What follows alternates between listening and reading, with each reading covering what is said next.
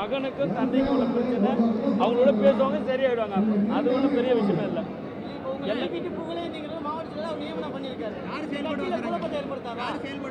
மாவட்ட செயலாளர் நான் தான் செயல்படுவேன். தொடர்ந்து அவர் ஏற்கனவே மாவட்ட செயலர் இருந்தார். நான் துணை பொதுச் செயலர் இருக்கும்போது நான் மாவட்ட செயலர் தொடர்ந்து செயல்பட்டு இருக்கிறேன். கிட்டத்தட்ட நான் ஒரு 9 ஆண்டு கிழமை. அப்படி இல்லை. மருத்துவர் ஐயா அவர்கள் அவருக்கு நியமிச்சுக்கிறாங்க. தலைவர் தேர்தல் கமிஷன் மூலமா மற்ற பொதுக்குழு தேர்வு பண்ண மருத்துவர் அண்ணன் அன்புமணி ராமதாஸ் தலைவராக இருக்கிறாரு. ஒரு மாவட்ட செயலர் நீக்கத்துக்கும் புதிய நியமிக்கிறதுக்கும் மருத்துவர் அண்ணன் அன்புமணி ராமதாஸுக்கு அதிகாரம் உண்டு.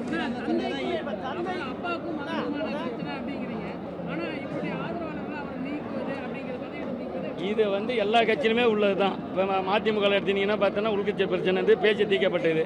இதுக்கு ஒரு அளவுக்கு மேலே போயிடுச்சு. விரைவில் சுமூகமான தீர்வு காணப்படும்.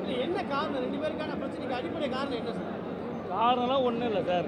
குடும்பத்தில் உள்ள பிரச்சனை ஒருத்தர் போய் கருத்து வேறுபாடு இருக்குது. அது விரைவில் சுமூகமாக தீர்வு காணப்படும்.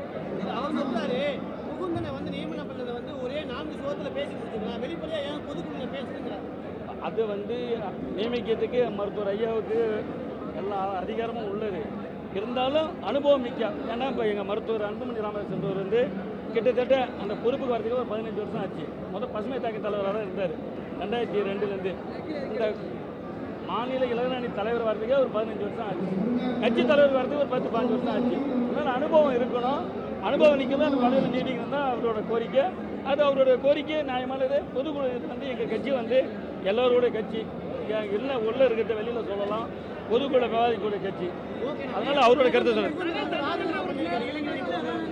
அது அவரோட சொந்த வேலைக்காக ராஜினாமா பண்ணியிருக்கிறது. அது ஏற்கப்பட்டது. அது அவரே குடும்ப சூழ்நிலை நம்மளால் எந்த பிரச்சனையும் இருக்கக்கூடாது. குடும்ப சூழ்நிலைக்காக அவர் பொறுப்பு வேணாம், அவரோட சூழ்நிலைக்காக பொறுப்பு வேணாம்னு ராஜினாமா பண்ணியிருக்காரு. பின்னடைவுலாம் ஏற்படாது. எந்த வன்னியர் சமுதாய மக்கள் ஒட்டுமொத்தமாக எங்கள் ஐயாவோ மருத்துவர் சின்ன வழியில் இருக்கிறாங்க. இது வருகிற தேர்தலில் சுமூகமாக தீர்வு காணப்படும்.